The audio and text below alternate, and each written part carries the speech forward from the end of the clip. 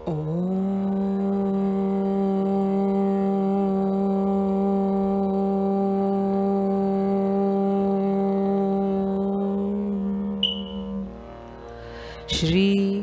परमात्मने नमः।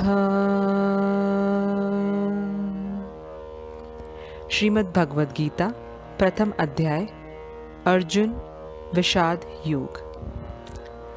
धृतराष्ट्र बोले, हे संजय, धर्मभूमि कुरुक्षेत्र में एकत्रित युद्ध की इच्छा वाले मेरे और पांडु के पुत्रों ने क्या किया?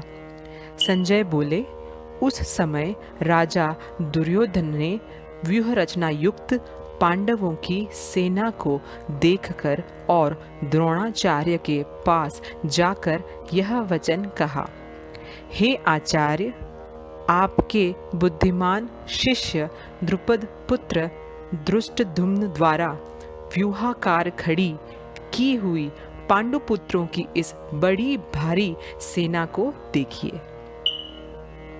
इस सेना में बड़े बड़े धनुषों वाले तथा युद्ध में भीम और अर्जुन के समान शूरवीर सात्यकी और विराट तथा महारथी राजा द्रुपद, दृष्टकेतु और चेकितान तथा बलवान काशीराज, पुरुजीत, कुंती भोज और मनुष्यों में श्रेष्ठ शैव्य, पराक्रमी युधामन्यु तथा बलवान उत्तमौजा, सुभद्रा पुत्र अभिमन्यु एवं द्रौपदी के पांचों पुत्र, ये सभी महारथी हैं। हे ब्राह्मण श्रेष्ठ, अपने पक्ष में भी जो प्रधान हैं उनको आप समझ लीजिए।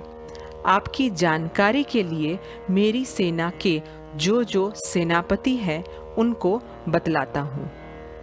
आप द्रोणाचार्य और पितामह भीष्म तथा कर्ण और संग्राम विजयी कृपाचार्य तथा वैसे ही अश्वत्थामा, विकर्ण और सोमदत्त का पुत्र भूरिश्रवा और भी मेरे लिए जीवन की आशा त्याग देने वाले बहुत से शूरवीर, अनेक प्रकार के शस्त्रास्त्रों से सुसज्जित और सबके सब युद्ध में चतुर हैं। भीष्म पितामह द्वारा रक्षित हमारी वह सेना सब प्रकार से अजेय है और भीम द्वारा रक्षित इन लोगों की यह सेना जीतने में सुगम है। इसलिए सब मोर्चों पर अपनी अपनी जगह स्थित रहते हुए आप लोग सभी निसंदेह भीष्म पितामह की ही सब ओर से रक्षा करें। कौरवों में वृद्ध बड़े प्रतापी पितामह भीष्म ने उस दुर्योधन के हृदय में हर्ष उत्पन्न करते हुए उच्च स्वर से सिंह की दहाड़ के समान गरज कर शंख बजाया। इसके पश्चात शंख और नगारे तथा ढोल, मृदंग और नरसिंघे आदि बाजे एक साथ ही बज उठे। उनका वह शब्द बड़ा भयंकर हुआ। इसके अनंतर सफेद घोड़ों से युक्त उत्तम रथ में बैठे हुए श्री कृष्ण महाराज और अर्जुन ने भी अलौकिक शंख बजाए। श्री कृष्ण महाराज ने पाश्चजन्य नामक, अर्जुन ने देवदत्त नामक और भयानक कर्म वाले भीमसेन ने पौंड नामक महाशंख बजाया। कुंती पुत्र राजा युधिष्ठिर ने अनंत विजय नामक और नकुल तथा सहदेव ने सुघोष और मणि पुष्पक नामक शंख बजाए।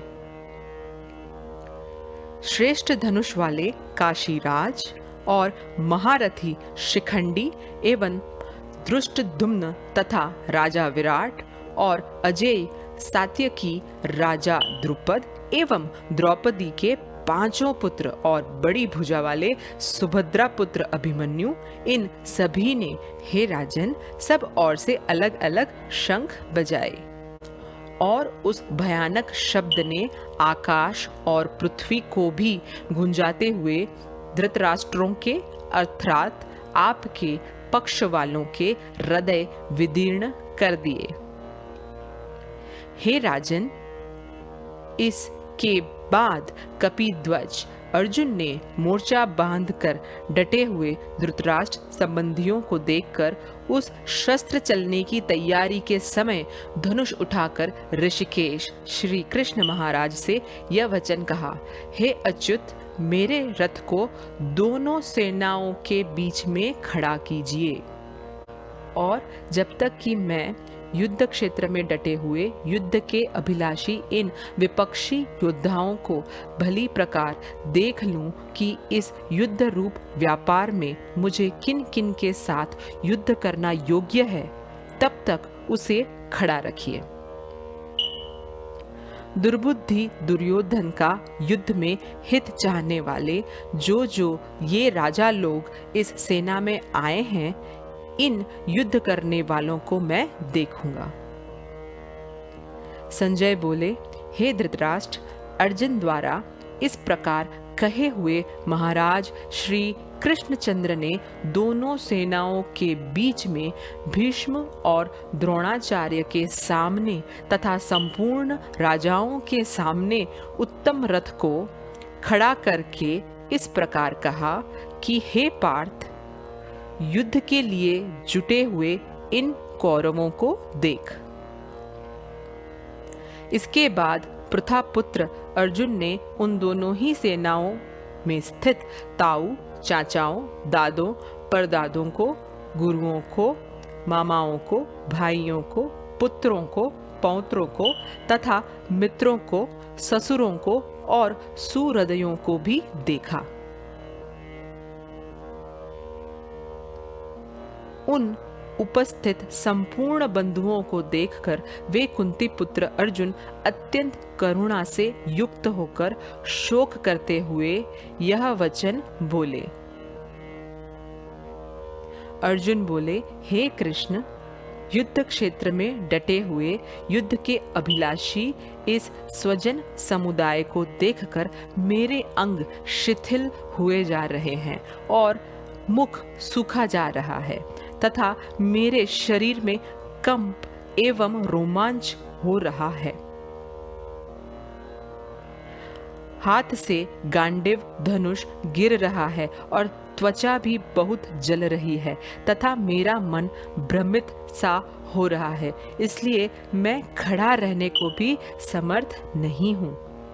हे केशव, मैं लक्षणों को भी विपरीत ही देख रहा हूँ तथा युद्ध में स्वजन समुदाय को मारकर कल्याण भी नहीं देखता। हे कृष्ण, मैं न तो विजय चाहता हूँ और न राज्य तथा सुखों को ही।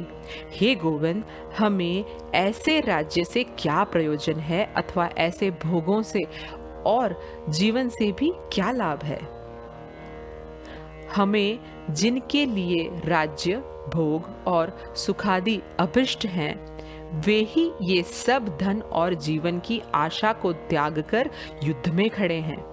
गुरुजन, ताऊ, चाचे, लड़के और उसी प्रकार दादे, मामे, ससुर, पौत्र, साले तथा और भी संबंधी लोग हैं। हे मधुसूदन, मुझे मारने पर भी अथवा तीनों लोकों के राज्य के लिए भी मैं इन सबको मारना नहीं चाहता, फिर पृथ्वी के लिए तो कहना ही क्या है। हे जनार्दन, धृतराष्ट्र के पुत्रों को मारकर हमें क्या प्रसन्नता होगी।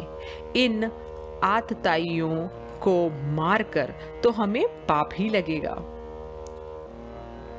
अतएव हे माधव, अपने ही बांधव धृतराष्ट्र के पुत्रों को मारने के लिए हम योग्य नहीं हैं, क्योंकि अपने ही कुटुंब को मारकर हम कैसे सुखी होंगे। यद्यपि लोभ से भ्रष्ट चित्त हुए ये लोग कुल के नाश से उत्पन्न दोष को और मित्रों से विरोध करने में पाप को नहीं देखते, तो भी हे जनार्दन, कुल के नाश से उत्पन्न दोषों को जानने वाले हम लोगों को इस पाप से हटने के लिए क्यों नहीं विचार करना चाहिए। कुल के नाश से सनातन कुल धर्म नष्ट हो जाते हैं। धर्म के नाश हो जाने पर संपूर्ण कुल में पाप भी बहुत फैल जाता है। हे कृष्ण, पाप के अधिक बढ़ जाने से कुल की स्त्रियां अत्यंत दूषित हो जाती हैं और हे वार्ष्णेय, स्त्रियों के दूषित हो जाने पर वर्ण संकर उत्पन्न होता है। वर्ण संकर कुल घातियों को और कुल को नरक में ले जाने के लिए ही होता है। लुप्त हुई पिंड और जल की क्रिया वाले अर्थात श्राद्ध और तर्पण से वंचित इनके पितर लोग भी अधोगति को ही प्राप्त होते हैं। इन वर्ण संकर कारक दोषों से कुल घातियों के सनातन कुल धर्म और जाति धर्म नष्ट हो जाते हैं। हे जनार्दन, जिनका कुल धर्म नष्ट हो गया है, ऐसे मनुष्य का अनिश्चित काल तक नरक में वास होता है, ऐसा हम सुनते आए हैं। हाँ, शोक हम लोग बुद्धिमान होकर भी महान पाप करने को तैयार हो गए हैं, जो राज्य और सुख के लोभ से स्वजनों को मारने के लिए उद्यत हो गए हैं। यदि मुझ शस्त्र रहित एवं सामना न करने वाले को शस्त्र हाथ में लिए हुए धृतराष्ट्र के पुत्र रण में मार डालें, तो वह मारना भी मेरे लिए अधिक कल्याणकारक होगा। संजय बोले, रणभूमि में शोक से उद्विग्न मन वाले अर्जुन इस प्रकार कहकर बाण सहित धनुष को त्याग कर रथ के पिछले भाग में बैठ गए। प्रथम अध्याय समाप्त।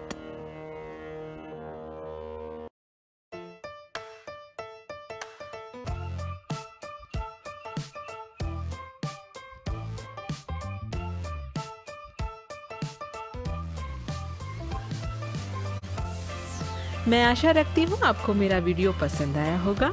Do like it and share it with your friends and family. Joy of sharing से कनेक्टेड रहने के लिए उसे सब्सक्राइब करना बिल्कुल ना भूलें, ताकि आने वाले कोई भी वीडियो से आप मिस आउट ना हो जाएं। Thank you so much.